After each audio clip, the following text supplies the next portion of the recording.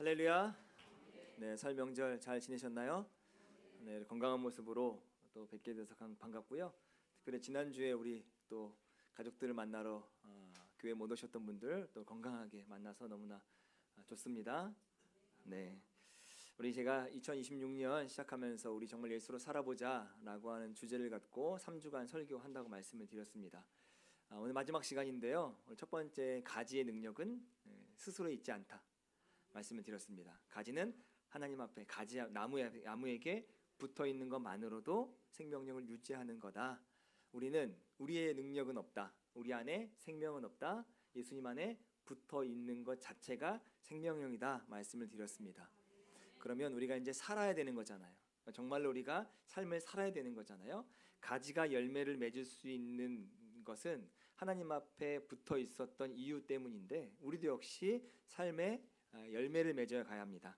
마지막 세 번째 시간인데요. 이렇게 질문으로 여러분에게 시작하고 싶습니다. 예수님은 어떤 분이신가요? 여러분에게 예수님은 어떤 분이신가요? 라고 제가 물으면 아마 이렇게 대답하실 분들 많을 것 같습니다. 우리 구주시고요. 하나님의 아들이시고요. 왕 중에 왕이십니다. 이렇게 이야기하실 겁니다. 다 맞습니다. 다 정답이고 다 성경에 나오는 이야기입니다. 근데 오늘 좀 다른 각도에서 예수님을 소개하고 싶습니다. 신약 성경에서 예수님을 뭐라고 많이 소개하냐면 첫 열매라고 많이들 소개합니다. 1세기 농부들에게 첫 열매는 굉장히 특별한 의미가 있었다라고 하더라고요. 밭에서 제일 먼저 익은 열매 하나를 보면 올해 농사가 되겠구나. 그리고 안 되겠구나. 큰 수확이 있겠구나. 이번 농사는 조금 어렵겠구나 라고 하는 걸 첫 번째 열매를 통해서 안다고 이야기하더라고요. 그냥 열매가 아닙니다. 그냥 하나의 열매가 아니라 첫 열매는 앞으로 펼쳐질 이 풍성한 수확의 예고편이다 라고 이야기합니다. 그렇다면 예수님의 첫 번째 열매다 라고 하는 건 무슨 뜻일까 라고 하면 예수님은 혼자만 특별하게 살다가 가신 분이 아니라고 하는 겁니다. 그분은 앞으로 하나님이 우리를 통해서 이루실 첫 번째 모습이다 라고 하는 의미로 열매다 라고 이야기하는 거죠. 쉽게 말하면 이렇습니다. 예수님은 저 높은 곳에 계신 우리가 따라갈 수 없는 분이 아니라 장차 우리가 되어야 될 모습이다 라고 이야기할 수 있습니다. 그래서 어떤 신학자들은 예수님을 원형이다 이렇게 이야기하기도 합니다. 휴대폰이 하나 나오면 1세대 모델이 나옵니다. 그 1세대 모델은요 앞으로 나올 제품의 기준이 되는 거죠. 예수님이 하나님의 참 의도하신 인간의 1세대라고 하는 건 1세대 혼자 계신 분이 아니라 우리가 인간인 우리가 따라가야 될 하나의 큰 모범이고 표본이다 이렇게 이야기할 수 있습니다. 근데 여기 중요한 사실이 하나 있습니다. 예수님은 하나님이셨기 때문에 그러시는 거 아닌가요? 라고 하는 사람들이 있을 수 있어요. 하나님은 원래 인간을 이렇게 창조하셨다라고 하는 걸 보여주는 것이 누구냐면 아담이 아닙니다. 바로 예수 그리스도를 통해서 하나님이 원래 인간은 이렇게 살아가야지 라고 하는 것을 보여주셨다라고 하는 것이죠. 그러니까요 예수님의 삶을 보면서 감탄, 경탄의 대상이 아니라 우리를 초대하는 초대장이다 이렇게 예수님의 삶을 정의할 수 있을 것 같습니다. 그러니까요 대단하다, 참 대단하다, 감동이다 라고 끝나는 것이 아니라 예수님의 삶을 보면서 우리도 저렇게 살아가야지 라고 하는 우리를 부르시는 초대장이 예수 그리스도이심을 믿으시길 주님의 이름으로 간절히 축원합니다. 그러니까요 예수님은요 숭배의 대상, 경배의 대상이기도 하지만 우리가 따라가야 될 또 하나의 삶의 모범이다 라고 생각하시면 될 것 같습니다. 오늘 예수님이 어떻게 사셨는지, 어떻게 열매를 맺으셨는지 세 가지 사역을 통해서 여러분과 함께 은혜를 나누고자 합니다. 첫 번째는 복음을 위한 공간 만들기인데요, 또 다른 이름으로 하면 식탁의 능력이다 이렇게 이야기할 수 있습니다. 요즘 교회 다닌다 라고 말하기 좀 어떠세요? 주변 사람들에게 나 교회 다녀, 나 예수 믿어 라고 말하기가 참 쉽지 않은 시대를 살고 있습니다. 예전에는요 교회 다닌다 그러면 그거 자체가 우리에게 신뢰를 주었습니다. 다른 사람이 그냥 신뢰했습니다. 근데 지금은요, 그렇지 않아요. 해답이 기독교에 있다라고 믿었던 시대가 얼마 전이었습니다. 불과 얼마 안 됩니다. 근데 지금은 교회 다닌다, 내가 기독교인이다 라고 하면 신뢰하지도 않고 그 안에 진리가 있다, 정답이 있다 라고 보는 사람은 없습니다. 도리어 더 기독교인이, 도리어 더 교회가 사회의 문제다라고 말하는 사람들이 더 많아지기 시작한 거죠. 복음이 따뜻하기는커녕 차갑습니다. 심지어 적대적이에요. 그래서 우리를 기독교인이라 부르지 않고 개독교인이다 라고 부르기도 하고, 넌 크리스찬, 너무나 많은 상황 가운데서 우리를 핍박하는 시대가 살고 있습니다. 근데 너무 낙심하지 마셨으면 좋겠습니다. 왜냐면요, 예수님 때도 똑같았어요. 얼마나 적대적이었냐면 그분은 십자가에 못 박았잖아요.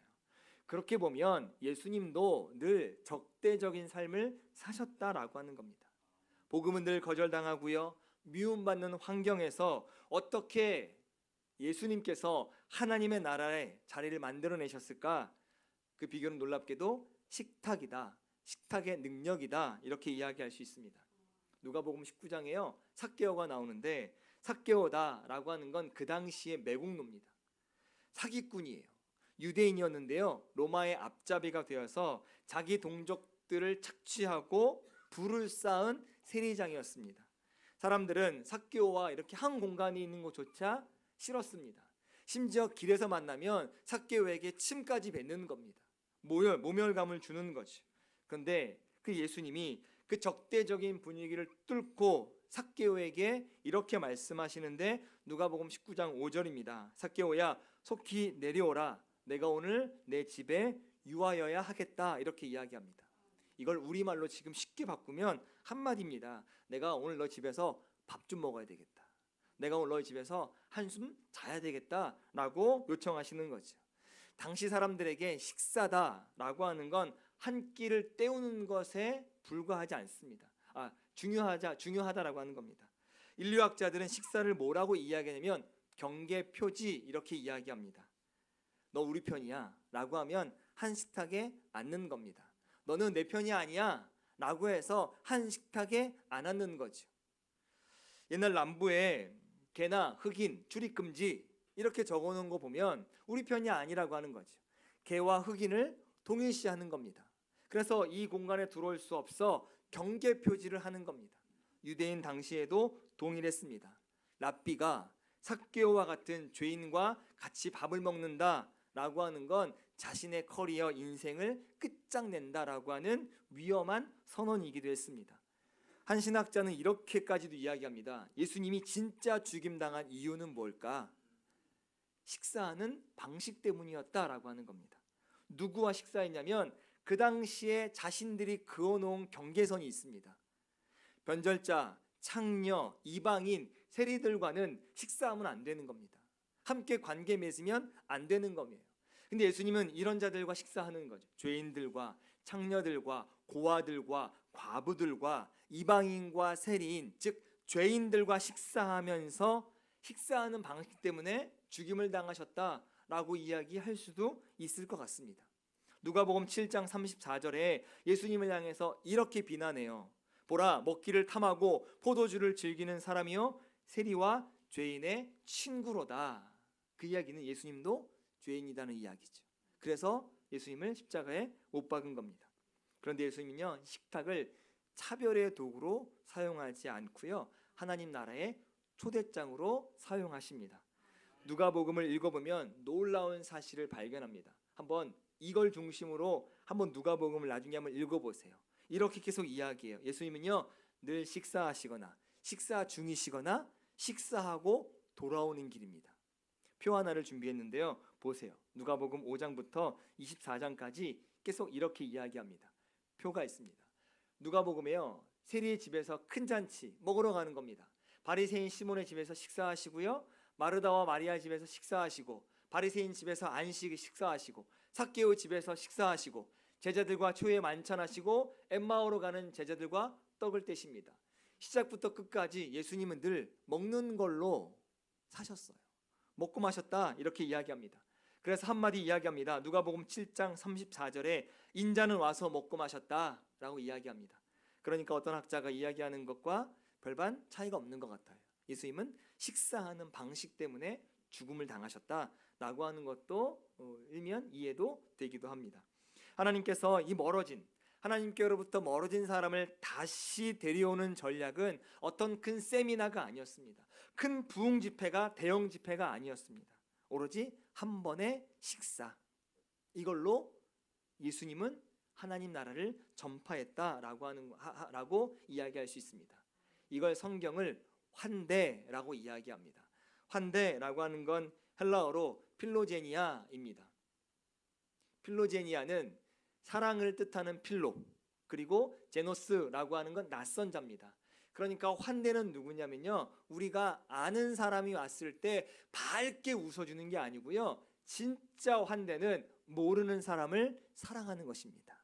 그게 진짜 헬라어의 뜻, 성경이 말하고 있는 뜻이라고 하는 거죠. 내 마음의 문을 열어서 낯선 자를 손님으로 드리고 그 손님을 이웃으로 만들고 그 결국 이웃을 하나님의 가족으로 바꾸는 것이 환대다. 그것이 예수님께서 행하셨던 사랑의 식탁이다라고 이야기할 수 있습니다. 히브리서 13장 2절은 이렇게 이야기합니다. 손님 대접하기를 잊지 말라. 이로써 부주 중에 천사들을 대접한 이들도 있었다. 이렇게 이야기합니다. 제가 처음에 이야기 드렸죠. 교회 다닌다 말하는 것 어렵습니다. 특별히 그들에게 복음을 전하는 건 더 어렵습니다. 그래서 우리가 해야 될 일은 무엇이냐면 그들과 함께 복음을 전하기 이전에 식탁을 함께 자주 가지셔야 된다라고 하는 겁니다. 우리가 예수님처럼 누군가를 위해서 기꺼이 식탁을 차리고 그들의 이야기를 들어주고 그들과 함께 먹고 마실 때 그곳에 무엇이 임하냐면 하나님의 복음이 임한다라고 하는 겁니다. 전도는요, 논리로 이기는 것이 아닙니다. 예수님이 어떤 분이시고 복음이 무엇이고 복음이 우리에게 주는 열매는 무엇이고 예수님이 죽으셨고 다시 돌아오실 거고 그건요, 우리는 여기서 통해요. 근데 믿지 않은 사람들, 복음을 잘 모르는 사람들은 그게 뭔데? 라고 이야기할 수 있습니다. 복음의 시작은 사랑의 식탁부터 예수님이 환대하셨던 것처럼 그 감동을 그들에게 주는 것이 바로 사랑의 식탁에서부터 시작되는 것이 아닌가라고 생각합니다. 여러분, 이번 주에 누구를 초대하시겠습니까? 교회에 한 번도 안 나온 이웃을 초대해서 사랑의 식탁을 한번 가져보셨으면 좋겠습니다. 오랫동안 연락 없이 지낸 친구에게, 또 혼자 밥 먹는 직장 동료에게, 외로워 보이는 청년에게 사랑의 식탁을 대접하는 거죠. 제가 저희 집에 굉장히 많은 손님들을 초대합니다. 특별히 교인들을 초대합니다. 제가 교회를 부임하면 제일 먼저 하는 건 저희 집을 오픈하는 겁니다. 조만간 저희 집도 오픈할 예정입니다. 제 아이가 맨날 저한테 그래요. 아빠 그만 좀 데리고 와. 근데 배워서 그런지 지도 저보다 더 많이 데리고 와요. 제가 늘 저희가 이제 저희 부부가 아이한테 얘기하죠. 너 그만 좀 데리고 와. 네, 이야기합니다. 제가 약대교회 9년 전, 10년 전에 부임했을 때 8주 동안 60명의 청년들을 8주를 나눠서 다 데리고 왔습니다. 8주 동안 밥을 해먹이지 못했지만 차 대접하고 과일 대접하고 또 간식 대접해서 60명의 청년들을 8주 동안 만났습니다. 금방 친해지더라고요. 욕심이 있습니다. 우리 교회 여기 계신 분들을 6개월 안에 저희 집에 다 한번 모시는 게 제 아내도 아멘 할 겁니다. 낯선 자를 사랑하는 그 필로제니아 마음으로 예수님도 그렇게 하셨듯이 우리가 사랑의 식탁을 모르는 사람과 또 복음을 아직 받아들이지 않은 사람과 함께 하셨으면 좋겠습니다. 두 번째는 복음을 전하는 것입니다. 복음을 전하는 것인데요, 우리가 사랑하는 것을 말하는 기쁨입니다. 사진 하나가 있어요. 저 말고 사진이 있습니다. 네. 길거리에서 이런 보셨나요? 어떤 생각이 드세요? 네, 민망하기도 하고요. 정말 전도의 복음이 이게 전도에 활용이 될까? 네, 가능할까라고 생각이 들기도 합니다. 그래서 오늘날 배려라고 하는 이름 뒤에 숨어 있는 것이 있습니다. 그들에게 예수를 복음을 전하지 않는 거죠. 일본에서는 동의 없이 다른 사람에게 말을 거는 것 자체가 결례라고 생각해서 전도를 아예 하지 않는다라고 이야기하더라고요. 근데 우리나라도 비슷한 것 같습니다. 근데요, 잘 생각해 보니까 진짜 문제는 뭘까라고 하는 겁니다. 명동에 나가면 아직도 저런 분 계세요. 명동 사거리에 아직도 계십니다. 그러면 피할 때도 있었습니다. 왜 저러지? 저게 거부감 들어서 장애물이 될 텐데 라고 하는 생각도 있었는데, 진짜 문제는 이거더라고요. 정말 심각한 문제는 무리한 전도를 하는 것이 아니라 복음을 전혀 전하지 않고 있는 것이 더 큰 문제였더라고요. 사실 알고 보면 세상의 모든 사람들은 매일 뭔가를 전합니다. 영화를 보면 이 영화 참 재밌어 라고 이야기합니다. 맛있는 거 먹으면 이 식당 꼭 가봐, 정말 너무나 맛있어, 이 브랜드 옷 좀 봐봐, 요즘 대세야 라고 이야기하고, 지금 전 잘 모르지만 불장이라고 이야기하더라고요. 이 주식사 이거 연말만 갖고 있으면 대박 날 거야 라고 이야기하더라고요. 뭔가 자신이 좋아하고 사랑하고 기쁨을 주는 것을 다른 사람들에게 전하는 거죠. 전도입니다. 복음을 전하는 것만 전도가 아니라 영화를 전도하는 거고요, 음식을 전도하는 거고, 옷을 전도하는 거고, 또 다른 뭔가를 전도하는 겁니다. 우리는요, 그래서 주식 이야기, 자녀 이야기, 부동산 이야기, 새로 산 가전제품 이야기, 이것들을 늘 이야기하는 겁니다. 어떻게요? 우리에게 소망이 된다라고 생각하는 것들, 기쁨이 된다라고 생각하는 것들을 전하기 시작합니다. 그러면 우리는 무엇을 전해야 될까라고 하는 거죠. 예수님의 자녀이기도 하고 제자인 우리는 무엇을 전해야 될까? 내가 가장 사랑하는 분, 내 삶의 가장 기쁨이 되시는 예수님을 전하시기를 주님의 이름으로 간절히 축원합니다. 우리가 전할 복음은요, 단지 예수 믿고 구원받다, 천국 가자 라고 하는 걸 전하는 것이 아닙니다. 복음이라고 하는 건 예수님이 진짜 우주의 주인이시다, 내 삶의 주인이시다 라고 하는 걸 선포해야 합니다. 그래서 하나님의 나라가 내 삶을 통해서 지금 여기에 가능하다 라고 하는 기쁜 소식을 전하는 것이 복음이라고 생각합니다. 지금은요, 예수님 지금도 이 순간에 아픈 것을 고치시고 깨어진 관계를 회복시키시고 찬란한 평화와 정의 사회를 아주 조금씩 천천히 그러나 확실히 만들어 가고 계시는 줄 믿습니다. 그 누구라도, 정말 그 누구라도 이 찬란한 이야기에 초대받을 수 있다는 것, 그것이 바로 진짜 좋은 소식, 복음, 굿뉴스 아니겠습니까? 어떻게 전할 것인가 라고 하는 거죠. 이 적대적 가운데 어떻게 이 소식을 전해야 될까라고 하는 겁니다. 다시 확성기를 들어야 될까요? 길거리에 나가서 예수천당 불신지옥라고 이야기해야 될까요? 아닙니다. 주위를 한번 여러분 둘러보셨으면 좋겠습니다. 우리 시대가 가장 역사상 사람들과 연결되어져 있다고 이야기합니다. 휴대폰 하나만 들면 전 세계 누구와도 연결할 수 있습니다. 전화든 문자든 SNS든 어떠한 방법으로 연결되어져 있는데, 역설적으로 가장 외로운 시대를 지금의 시대라고 이야기합니다. 얼마 전까지는 MZ세대였는데 이제 이 MZ세대도 끝났습니다. 이제 제 아이세 10살 되는 그 아이세대를 Z세대, G세대라고 이야기하더라고요. 단 한 명의 친구도 없는 세대. 이제는 휴대폰이 친구고 온라인에서 친구지만 밖에서는 누구 하나 만나서 마음을 터놓고 이야기할 수 없는 세대를 지금 우리가 살고 있다. 그래서 고독이 유행병이다 라고 이야기하는 세대가 곧 올 거다라고 이야기합니다. 이런 시대의 복음을 다시 예수님의 모습으로 돌아가야 합니다. 이웃에게 따뜻한 음식 요리해서 건네는 것, 첫 번째 말씀드렸죠. 식탁에 능력이 있다. 지친 친구에게 꼭 필요한 성경 구절을 조용히 적어주는 겁니다. 내가 이거 받고 늘 힘들 때 은혜 받았는데 도움되더라, 한번 너도 이 말씀 한번 읽어봐 라고 건네주는 거죠. 내 시간을 내어서 고통받는 사람 곁에 그저 머물러 주는 겁니다. 들어주는 겁니다. 공감해 주는 거죠. 사람들은요, 자신을 진심으로 보고 알고 사랑해 줄 누군가를 간절히 찾고 있는 시대가 지금의 시대가 아니겠습니까? 여러분들이 그들을 만나는 것 자체, 그들과 시간을 보내는 것 자체가 이미 복음의 시작입니다. 예수 믿고 구원받으세요, 천국 가세요 이야기하지 않아도 그들과 함께 있는 것만으로도 복음의 시작이다라고 생각합니다. 우주에는요 영적인 법칙이 하나 있습니다. 무엇이냐면 하나님을 더 깊이 경험하고 싶다면 그분을 나누어야 합니다. 하나님을요 내 머릿속에만 가두어 두면 이미 신앙은 나만을 위한 심리치료로 전락하고요, 그 심리치료로 전락한 영성은 시들고 맙니다. 신선한 물이 흘러가야 고이지 않고 썩지 않듯이 하나님의 사랑도 나를 통해서 흘러가야, 누군가에게 흘러가야 내 안에서 계속 샘솟듯 일어나게 되는 줄 믿습니다. 누가 떠오르세요? 지금 누가 떠오르세요? 여러분의 삶 속에서 하나님이 사랑하라고 섬기라고 보내주신 그 한 사람이 혹시 떠오르고 계신가요? 그 사람이 하나님과 그 사람과의 있는 연결고리로 나를 그 자리에 두고 계신 건 아닌가 한번 생각해 보셨으면 좋겠습니다. 그리고 하나님을 더 깊이, 더 많이, 더 느끼고 싶으신가요?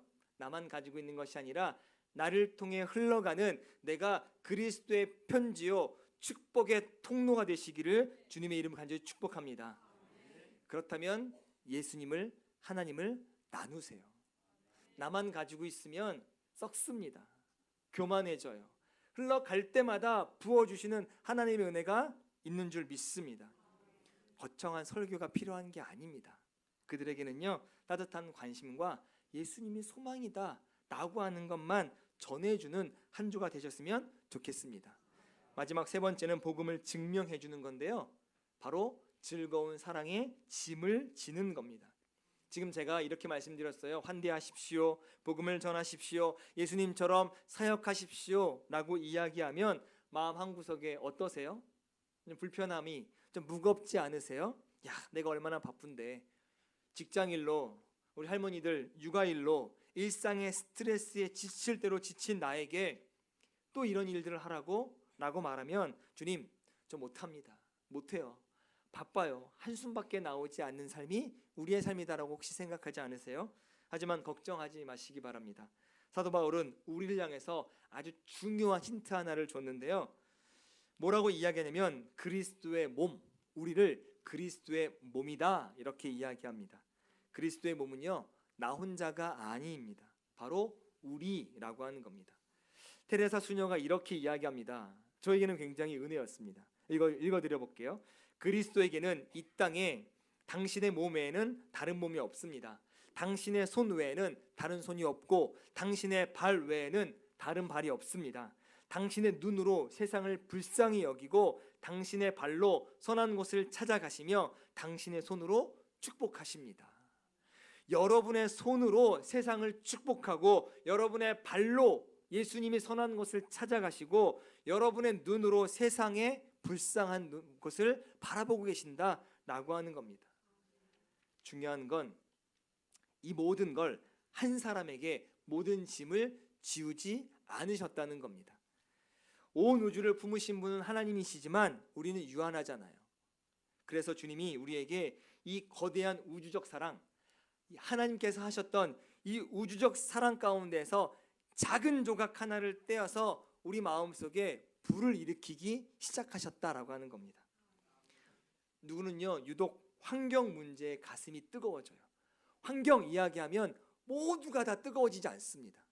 누구는요 외로운 노인을 보면 그냥 지나가지 않습니다. 자신이 있는 거 다 털어주고 목도리 추운데도 다 벗어주고 외투까지 벗어주시는 목사님도 계세요. 근데 우리가 다 그렇지 않잖아요. 누구는요 청소년 이야기만 들으면 눈가가 촉촉해집니다.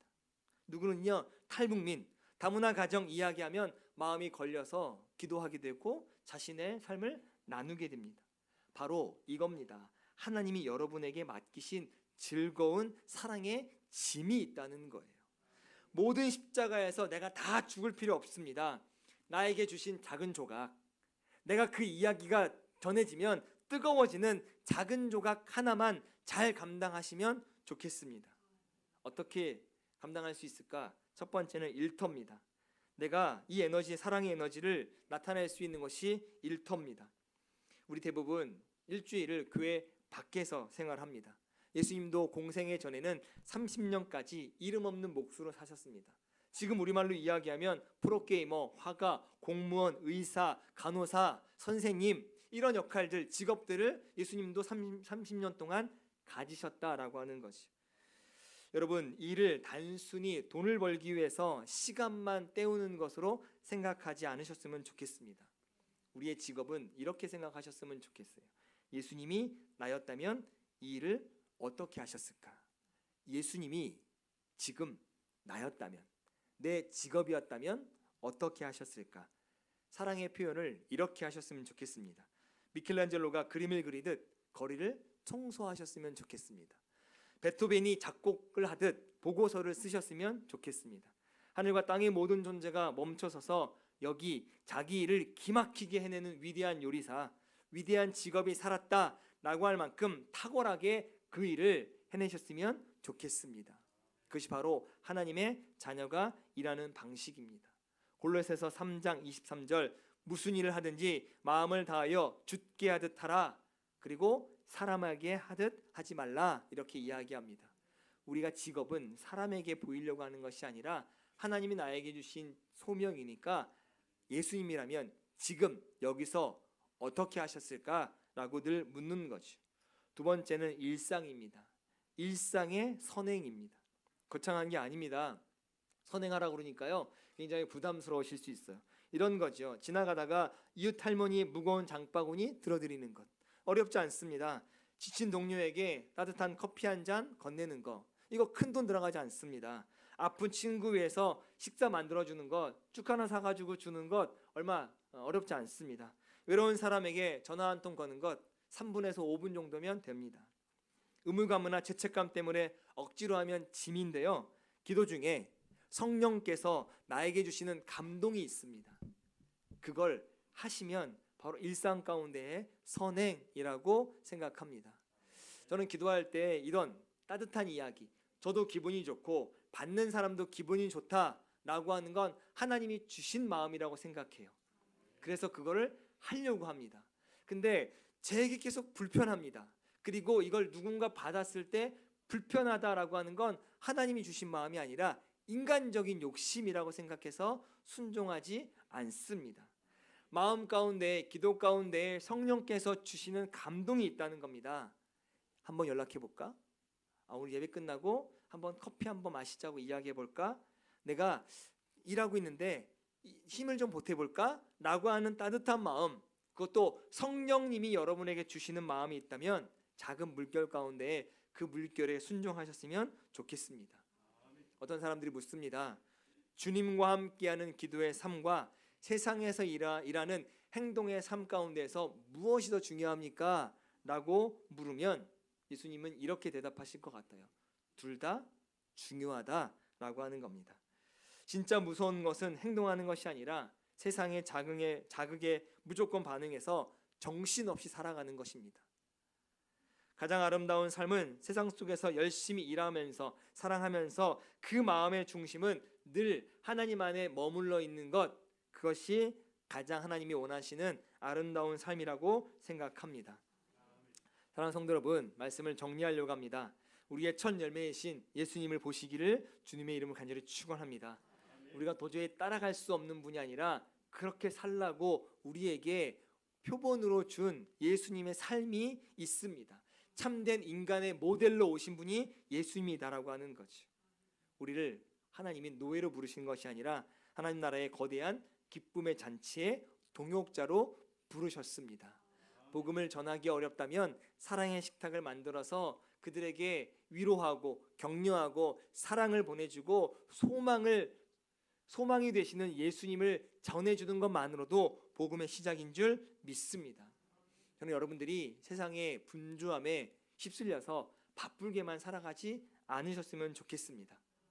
잠깐 멈추라고 하는 곳, 잠깐 멈춰서서 그 어려운 자들을 보면서 눈물을 흘리고 기도하고 그들과 시간을 보내라고 하는 주님의 세미한 음성에 순종하시기를 주님의 이름을 간절히 축원합니다. 그 주님이 작은 일에 순종할 때 우리는 비로소 압니다.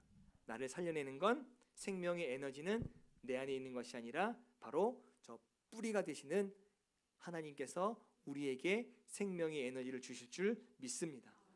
마태복음 11장 28절부터 30절까지 말씀 함께 읽었으면 좋겠습니다. 함께 읽겠습니다. 시작. 수고하고 무거운 짐진 자들아 다 내게로 오라. 내가 너희를 쉬게 하리라.